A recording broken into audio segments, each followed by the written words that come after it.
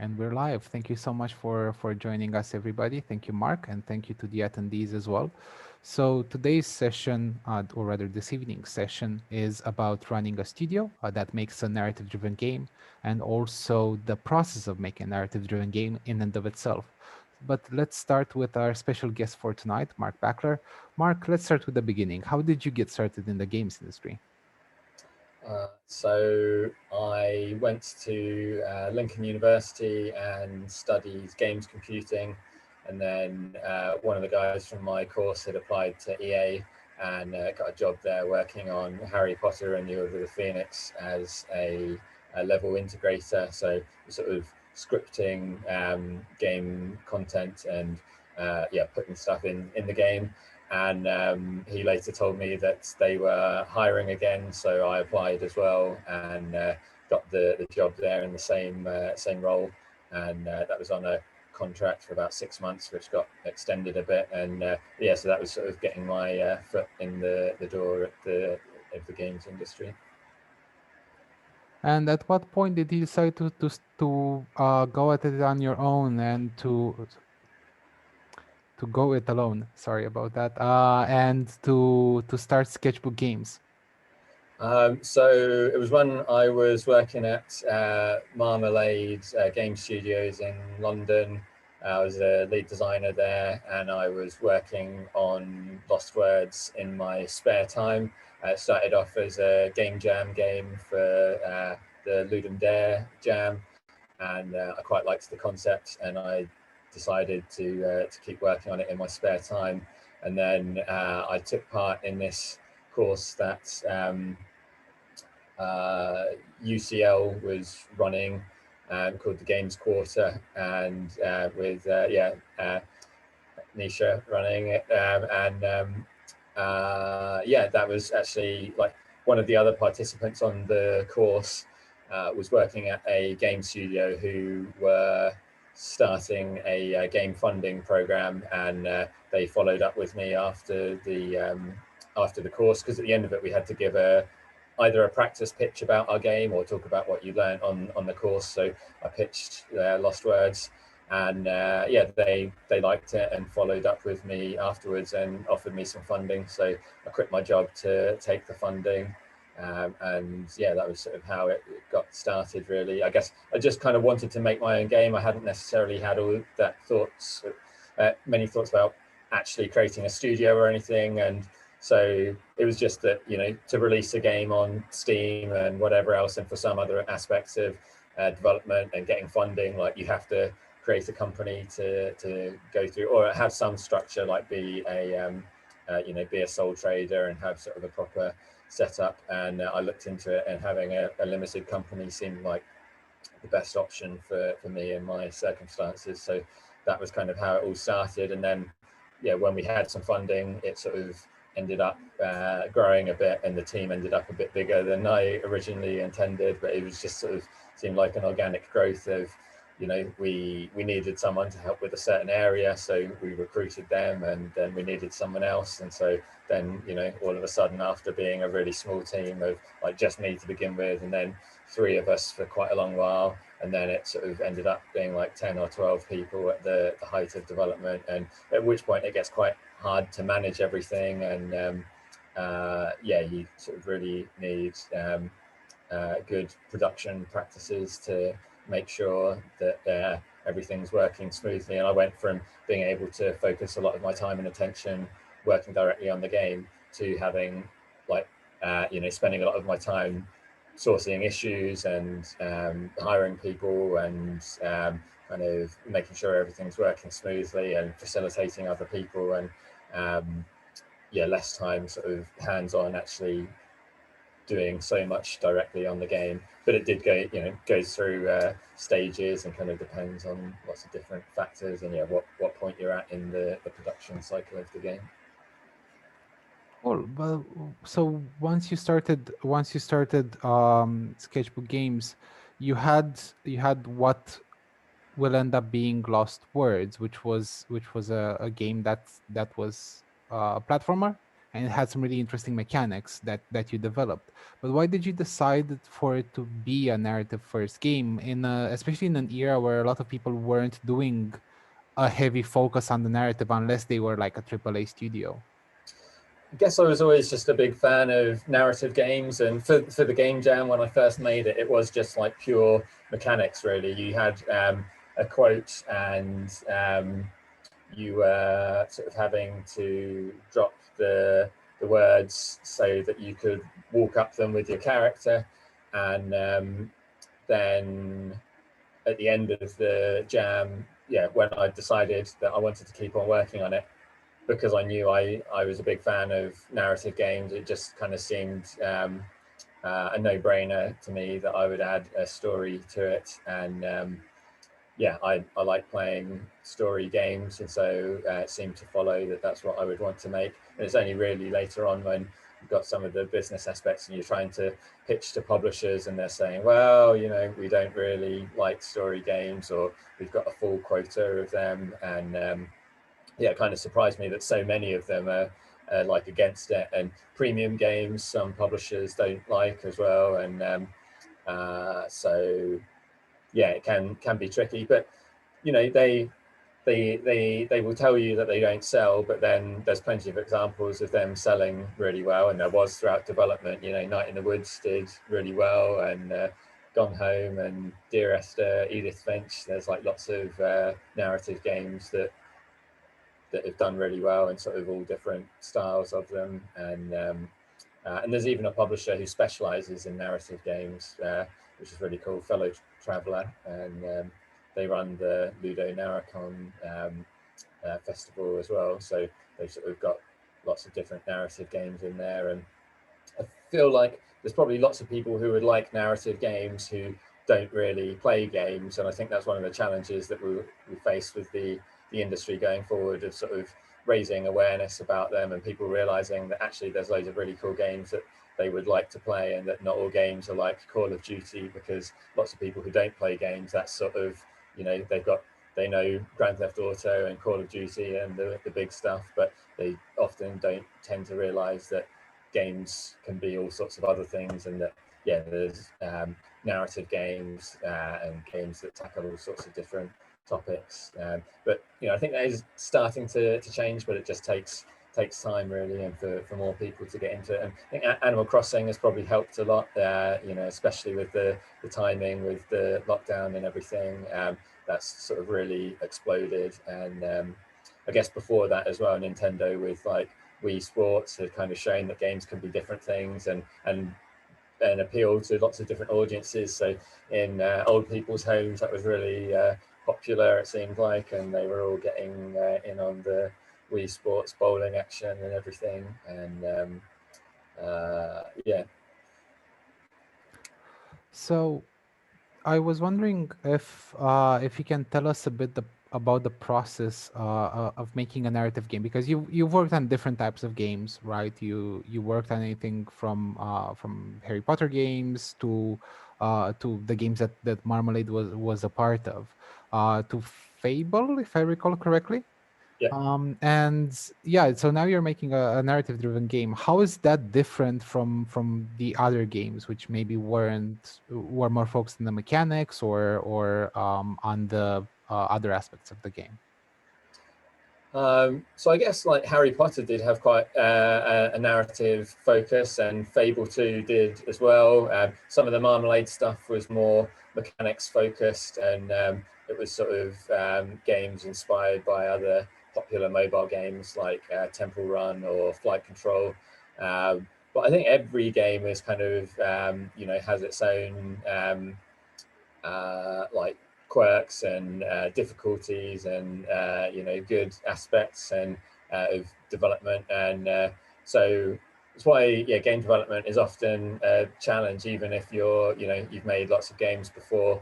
um, you don't usually make a game that's exactly like a game that's been made before. If you are, then you know, you probably need to look at what you're doing, because yeah, you don't want to be making something that has been done already. So you always want to be doing something a bit bit different, or like combining different elements, and that always provides a challenge, and often things don't work like you expect they're going to, and things you think will be fun might not be when you actually prototype the game, and things that you didn't think were going to be that great can actually be something that players really love, and so you can often need to sort of reevaluate things and change direction slightly. And I was wondering if you can tell us a little bit about the team that you're working with. So you have an all-star team, and the team size has grown and shrunk over the years. So I was wondering if you could maybe highlight a few of the team members. Yeah, sure. So yeah, it's quite a mix of different people. So the game's written by Rhianna Pratchett, who wrote Tomb Raider and the Rise of the Tomb Raider. She also worked on Overlord, Mirror's Edge, Heavenly Sword. So sort of worked on lots of big AAA games. I think yeah, we were one of the first, or maybe the first indie game that she'd worked on, or like smaller title. And so yeah, she's incredibly experienced. But then I was mentoring someone from my old university, Lincoln, and he was seemed like a really hardworking and smart student, and we needed a scripter, so I hired him for that. So he'd actually been working on a couple of other games in his spare time, but he hadn't shipped any of them yet, I think. So he didn't really have very much experience. And then the rest of the team are sort of all different levels between. I've been working in the games industry for about 14 years now, but then a lot of the team had sort of 1 or 2 years experience, and but yeah, it does vary quite a bit. So Beck, one of the programmers, she'd worked on Ukulele. She'd also been at 22 Cans, working with Peter Molyneux, and then we've got Luke Peake, who does technical art, and I think he'd just been working on one game, and then he'd done lots of sort of website and other tech stuff before that. So yeah, he was working on a game called Transmission, and now he's working with Delilah, as well as working with us on Lost Words. So he worked on Battletoads, and is working on another project with them. And there was Dan Collier, who's a local programmer, and he'd made his own game called Rapture that he released on the App Store. And yeah, he used to work for Exient Games Company, who I think are in Oxfordshire, and yeah, they've made lots of different titles, so he had quite a bit of experience. So yeah, it was like a real range of different levels. Cool. Thanks a lot for that. Are you okay if I just take 2 minutes to play a trailer of your game so that we can then discuss a bit more? Like we bring everybody in sync, basically. Sure. Yeah, sounds great. Okay.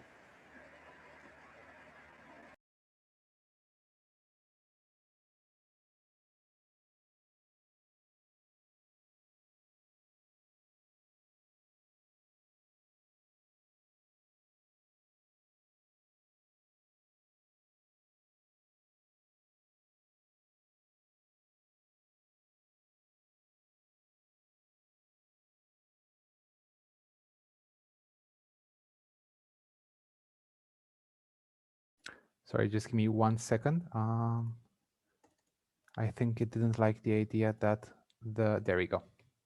Yeah, it was maximized and it didn't like that. Okay, sharing now.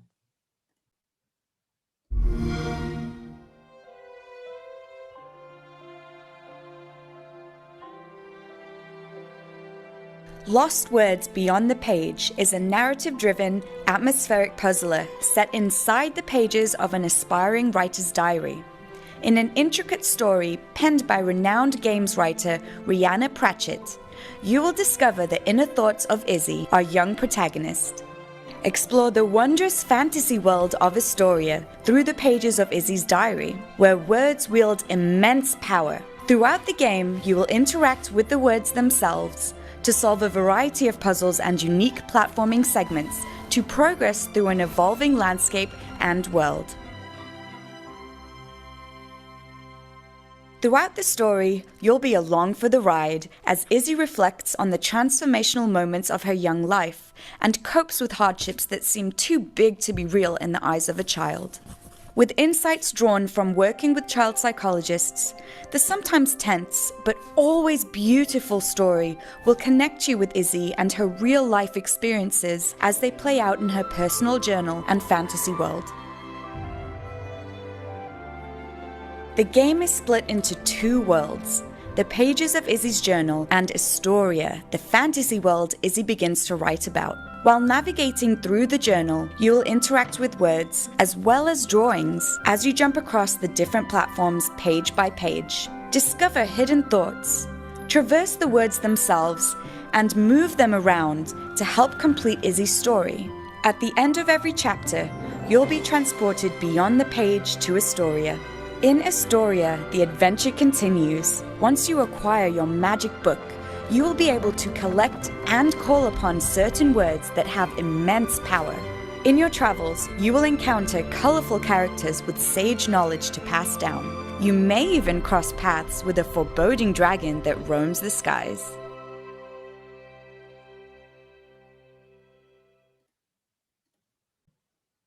I hope that came through all right. Yep.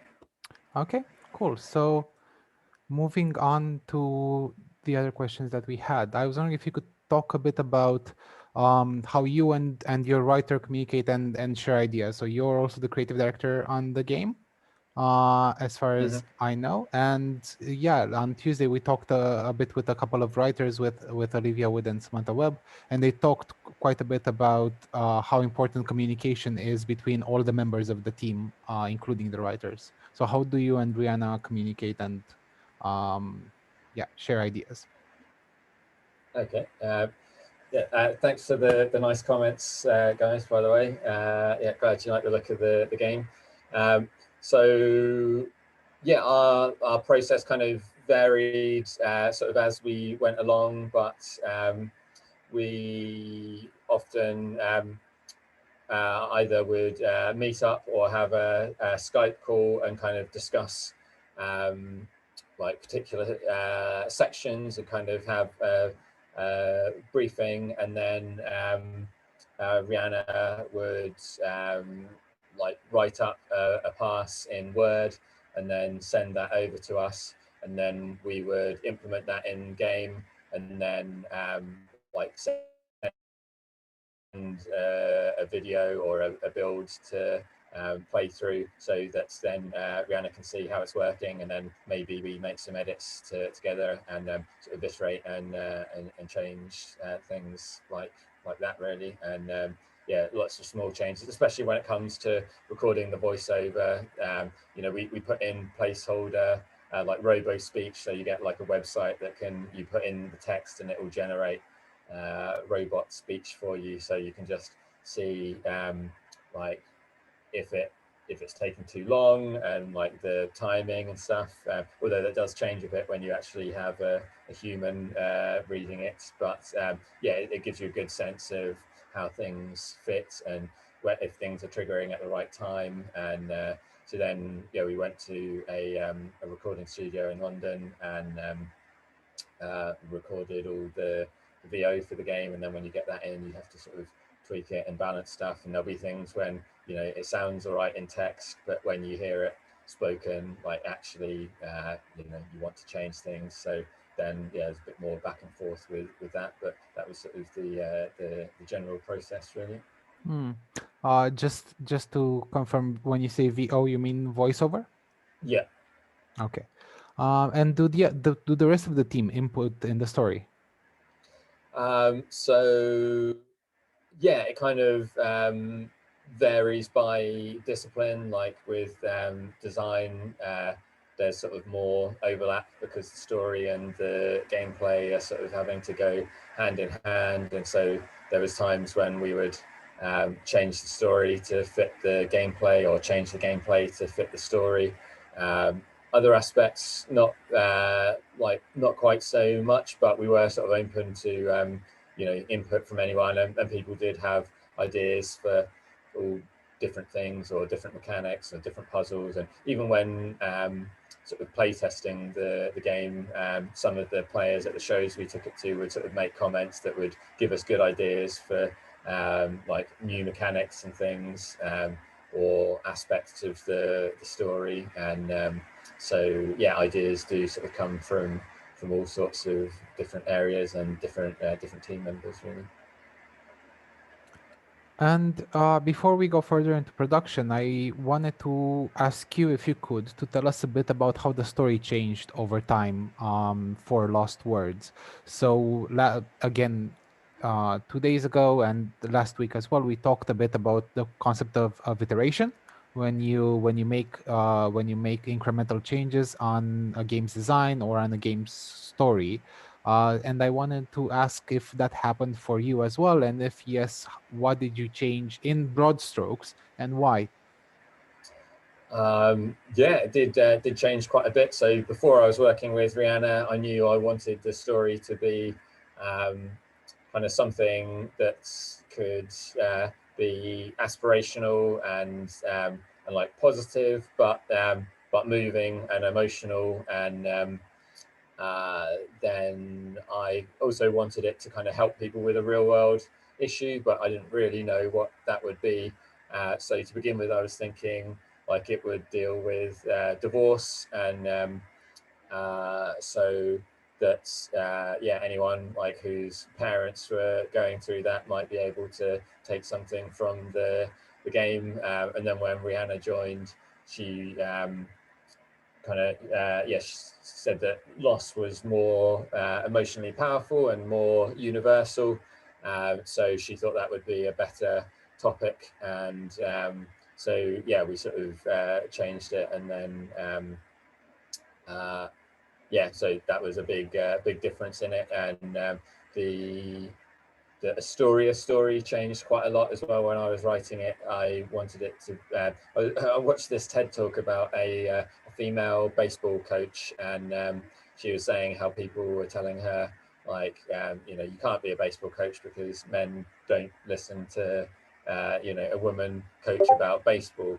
But she really wanted to do it, and she persevered, and yeah, ignored what those people were saying, and went for it, and then achieved her dream. And so yeah, it's quite an inspiring talk. And so I kind of wanted to draw from that and have a fantasy story in it about a girl who wanted to be a knight but is told she can't, so she goes on this quest to prove herself. And there's like a drought, and so she's having to go and find out what it is that's stopped all the water, and then like rescues her city, and then gets offered to be made a knight at the end, but you could choose to turn it down or not, because maybe you've decided that whether you're given that title or not, you've proven yourself and you've been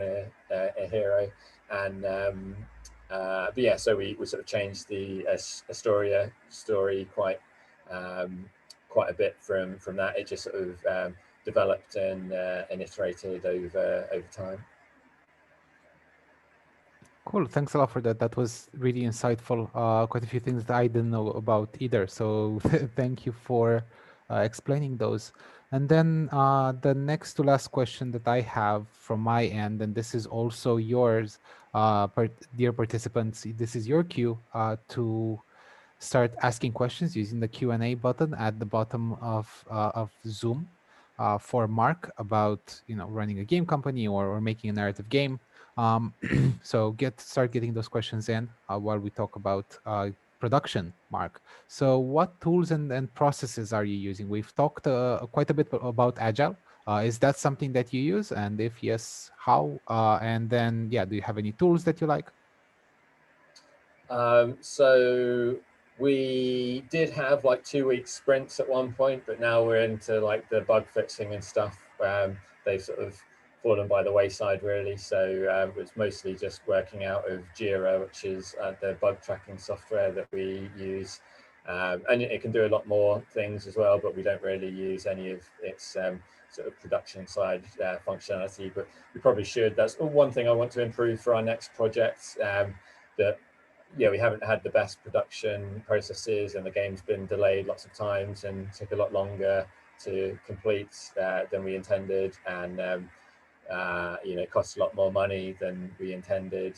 So next time we want to kind of plan things a bit better, have a more like rigorous production process, and have more like sprints and milestone focus, and sort of all the other good production practices. We also we have like a weekly voice chat call on a Monday at 4 p.m.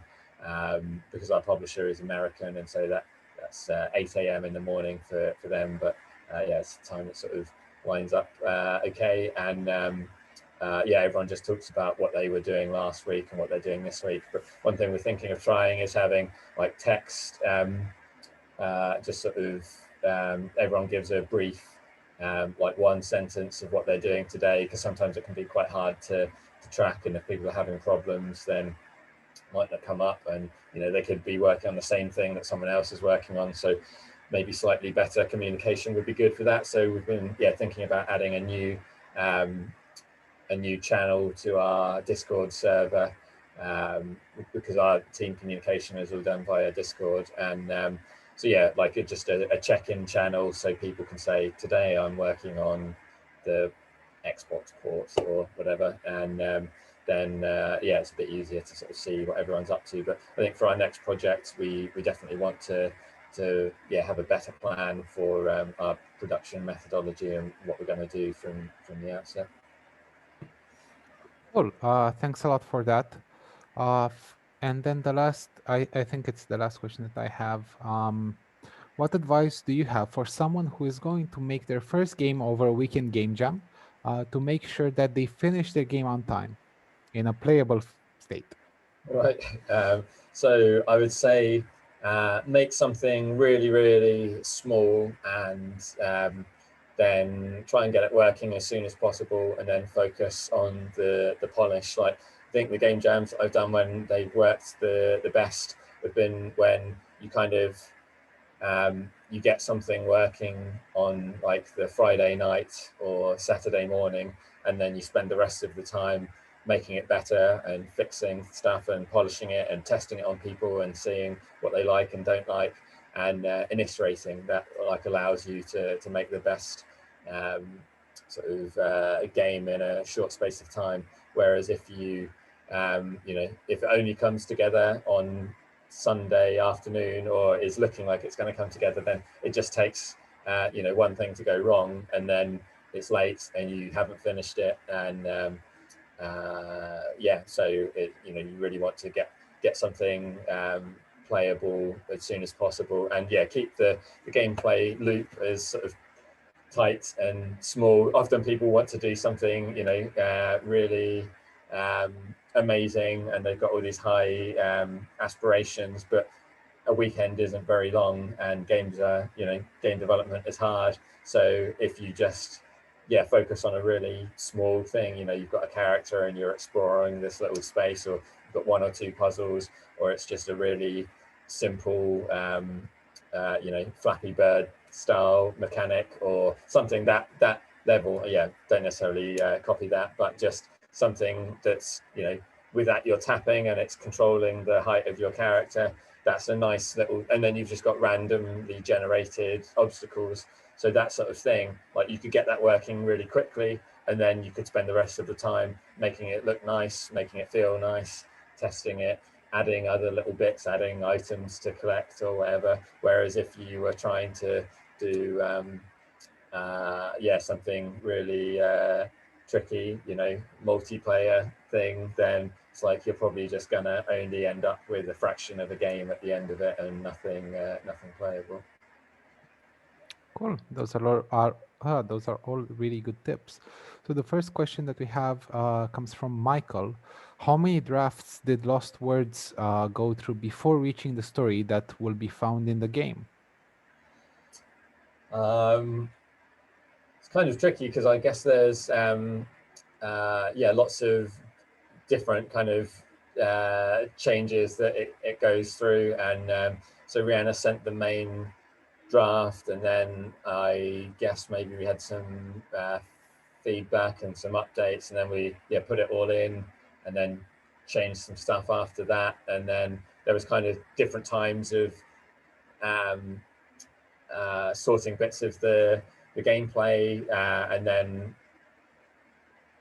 tweaking story stuff. So yeah, it's kind of difficult to say like an exact number, but I guess there's a main like couple of passes on stuff, but then everything else was sort of a lot smaller and more granular, and it just kind of evolves over time. Similar sort of thing with the artwork of like the game's gone through several different looks over the years, and we've sort of overhauled all the art, and but yeah, it's hard to say an exact number of times because there's it's sort of done in small stages, but yeah, I guess for that there's probably at least 3 distinct like styles that it's gone through, so yeah, it does just change a lot over time. Cool. We have a question from Katrina. What was the most surprising thing that took more money or time than you anticipated within the context of Lost Words? So I guess maybe the fantasy world sections, the Astoria bits, it was like 3D art, and that took quite a lot of effort to do. But then the diary pages themselves, because you go through the diary pages quite quickly, whereas the Astoria sections take longer. So they were both kind of had their challenges and difficulties, and because they're both so different as well, keeping them in sync was tricky, because often it would be like this section is doing really well, but this section has been left behind. So then we would focus on that one, and then the opposite thing would happen, and this one is now up here, and the other one needs to catch up. And well, I guess with the development, one of the hardest things was sort of raising the funding for it. And like Rihanna Pratchett was involved from quite early on, and I thought people would throw funding at us, and it would be really easy to get the game funded because she's a big name and well known and been very successful. But actually, it was still really tricky, and there's lots of hoops to jump through, and publishers are quite risk averse, and so that was sort of one of the things that took quite a while, really. And then I guess other than that, it was just like everything, all the aspects of game development, everything takes longer than you expect. And so when you're sort of planning it out, it's good to do your estimates, and then like triple everything, and then you probably got a better idea on how long things might take. Yeah, no, take all of the time that you think a game is going to take and double it, and you might still be a bit off, right? So a question from Angela. Do you have any tips on how to create a game with multiple endings depending on the choices made in the game, like a good ending, a bad ending, a neutral ending, etc.? Person who worked on Fable. So I guess you could prototype it in something like Twine, and to just like allow you to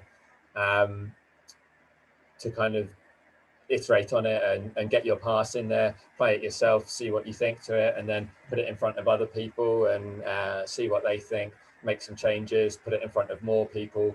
Like, I don't think I'm a particularly good game designer, but just the process of putting our game in front of people kind of taught me so much, and you see what they like and don't like, and sometimes you might just have an idea just from the act of watching other people play it. And so yeah, I think it's the same thing with the story and the flow of that. You can see what kind of choices people are liking, and they might give you other feedback and ideas. So yeah, it's good that tools like Twine and Ink and other things let you kind of prototype really quickly and easily.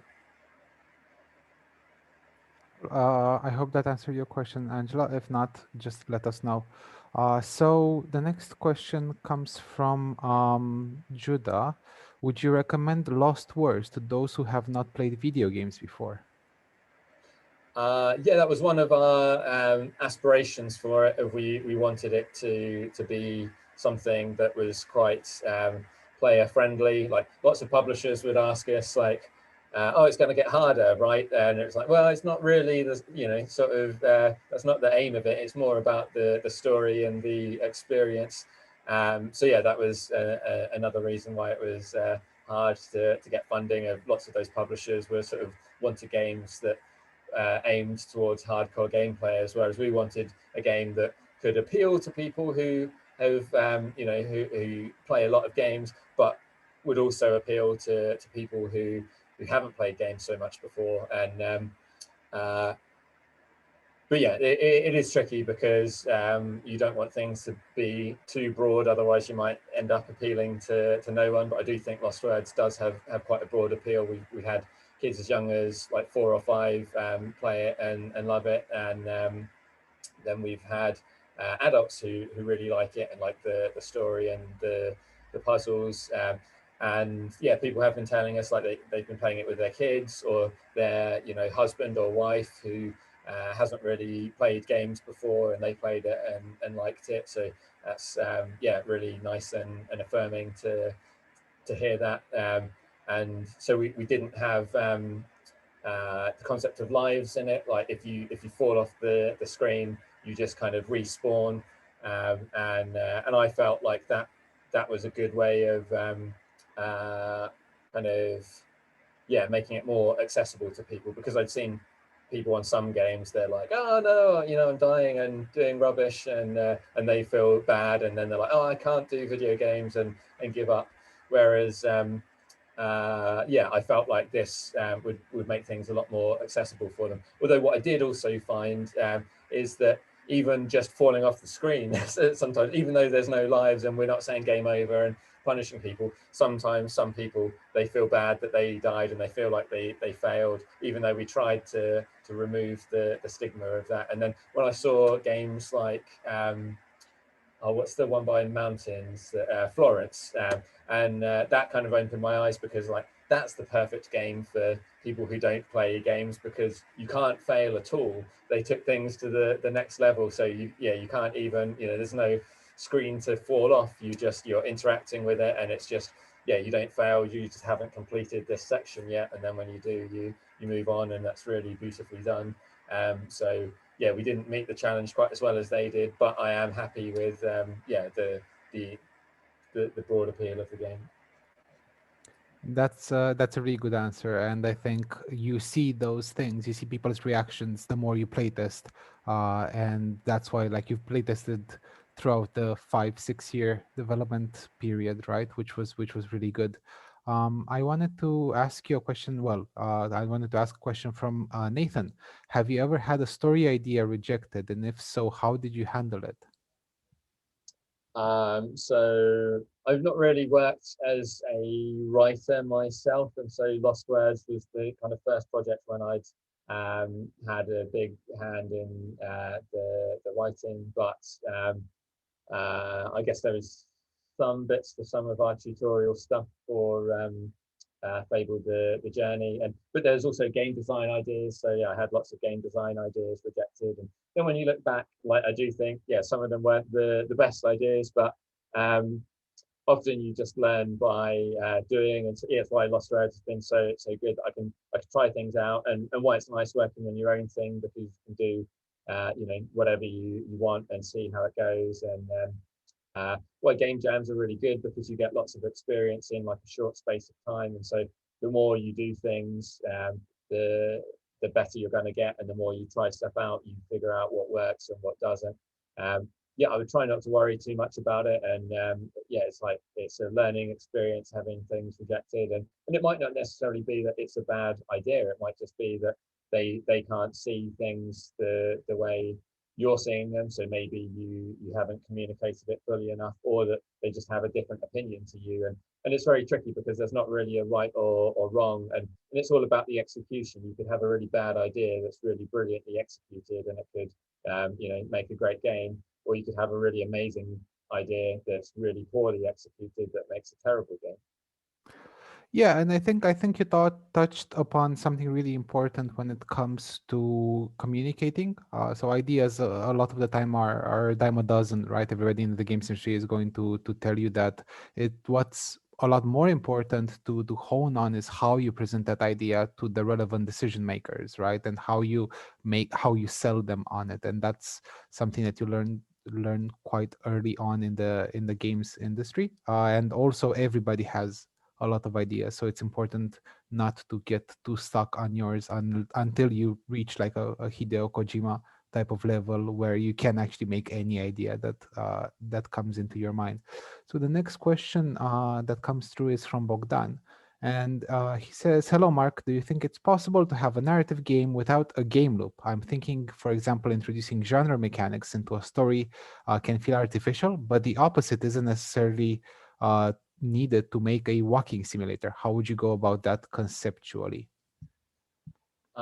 So I think you can see the questions as well if you want to see the full I text. just read the question a bit, but because I was going to mention walking simulators, because I thought that was a good example of something when they've taken out all the main mechanics. Like Dear Esther was the first one to do it, and it was actually like a university, I think, PhD thesis of what happens if you take out the shooting of a first-person shooter.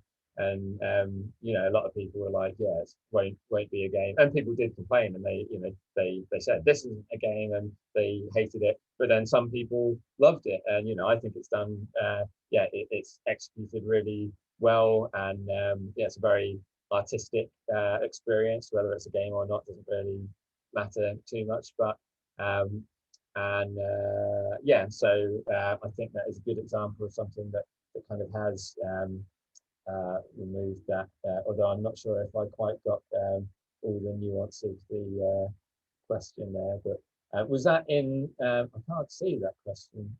You should see it in open questions. Oh, okay, all right, cool. Yeah, I was looking in the chat. So Okay. do you think so yeah, I would say all the walking simulators are kind of examples of that, but the opposite isn't necessarily.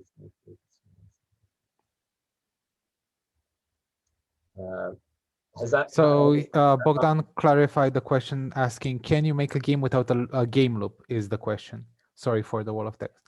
Right. So yeah, I would say yes, and yeah, I think also like, yeah, whatever kind of genre thing you want. I mean, the fact that they did that with Dear Esther, it kind of shows anything is possible, and you know, I think as time goes by, we're seeing more and more interesting games, and games that are going in all sorts of different directions, and new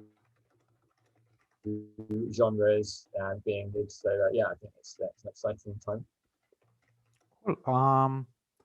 So the next question comes from Jez, who asks, emotional empowerment through story and mechanics seems important to you. Is this something that's uppermost in your mind as a developer? Yeah, I think so. Like what had kind of inspired me was like seeing films that kind of really move you emotionally. I love Good Will Hunting and Shawshank Redemption, and kind of make you feel different after you've watched them, and make you think about things. And yeah, when I started Lost Words, there weren't so many games that were doing that, and so that was definitely something that we wanted to to tackle. And yeah, it does mean that it's not everyone's cup of tea. Like some people don't like narrative games or don't like games with a purpose or meaning. But yeah, it's one thing I've learned: if you can't please everyone, and you've just got to kind of do what you want to do and what you believe in, and yeah, and hopefully you can find an audience of like-minded people. Cool. Thank you so much for that. So the next question is from Raycon.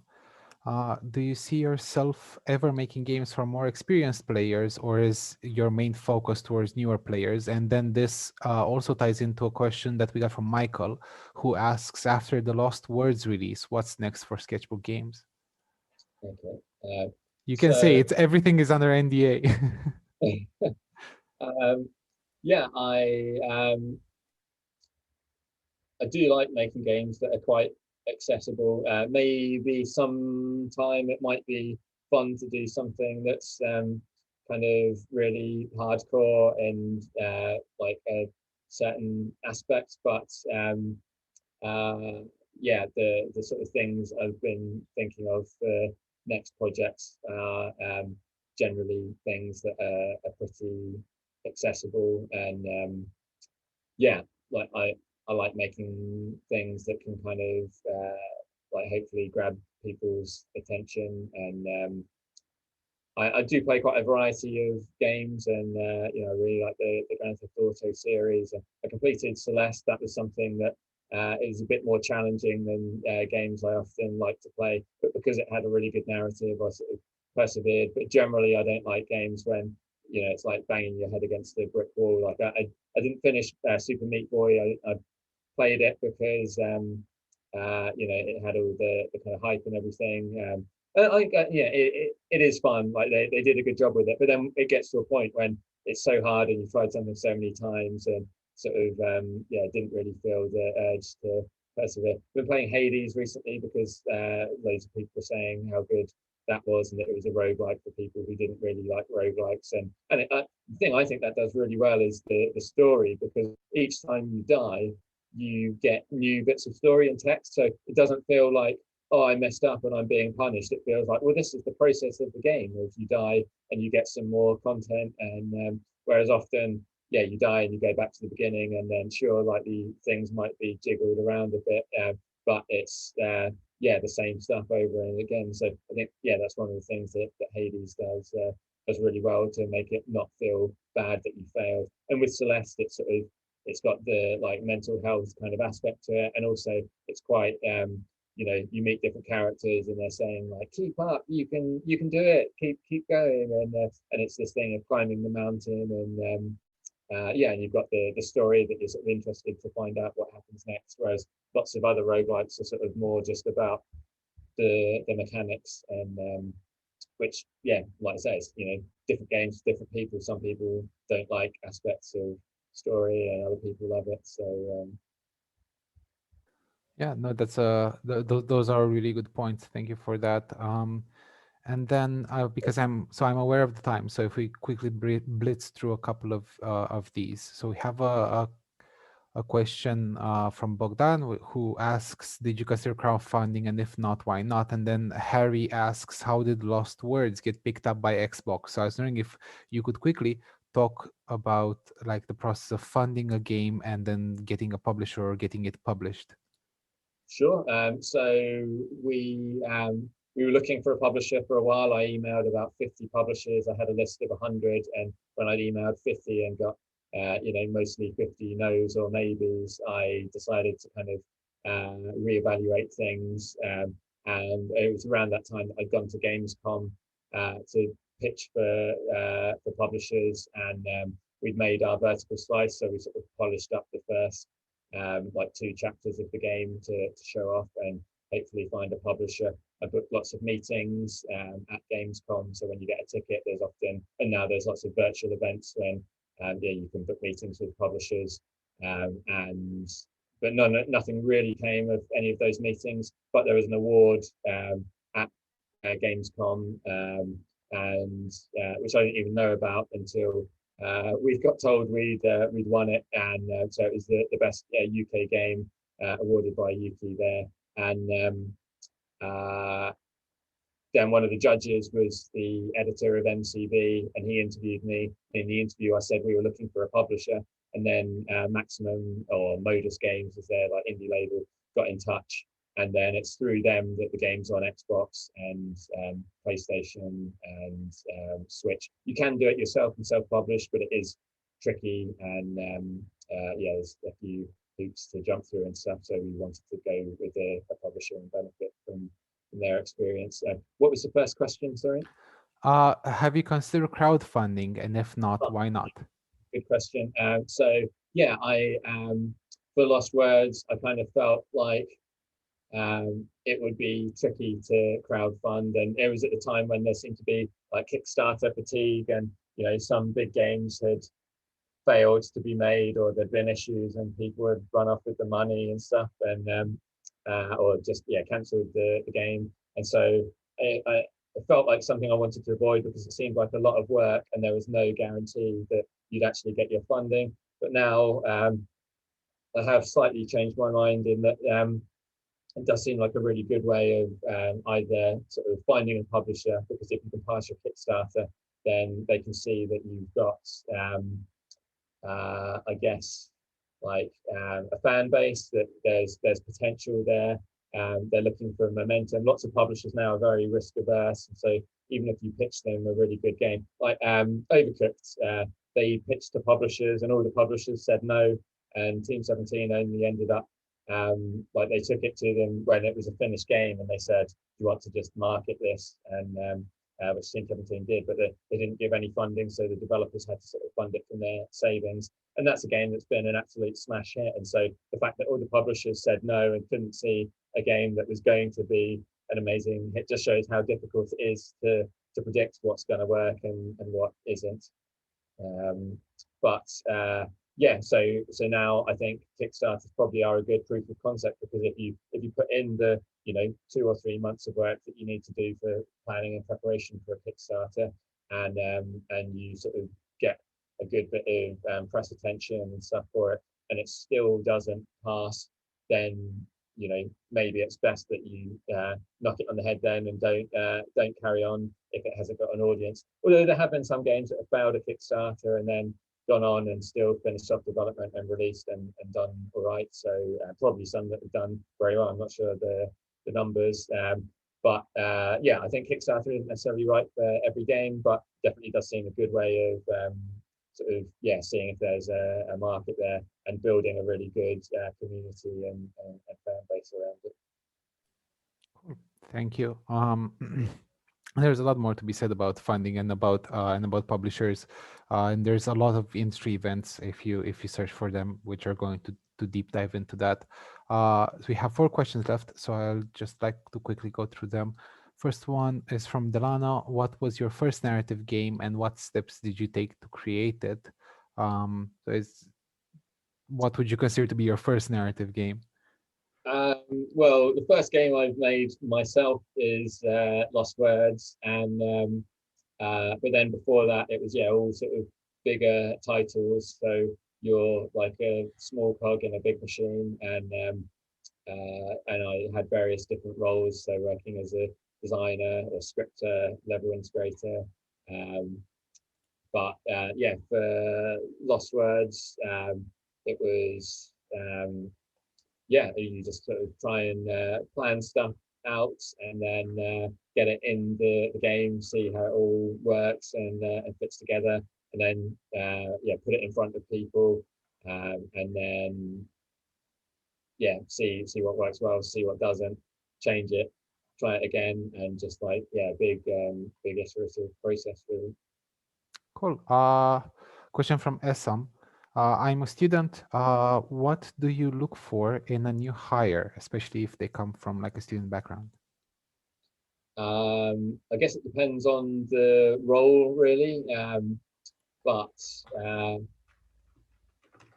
again, that they know their stuff. Like Callum for the scripting role, he was sort of he did lots of extracurricular stuff, and he was asking really good questions. He was very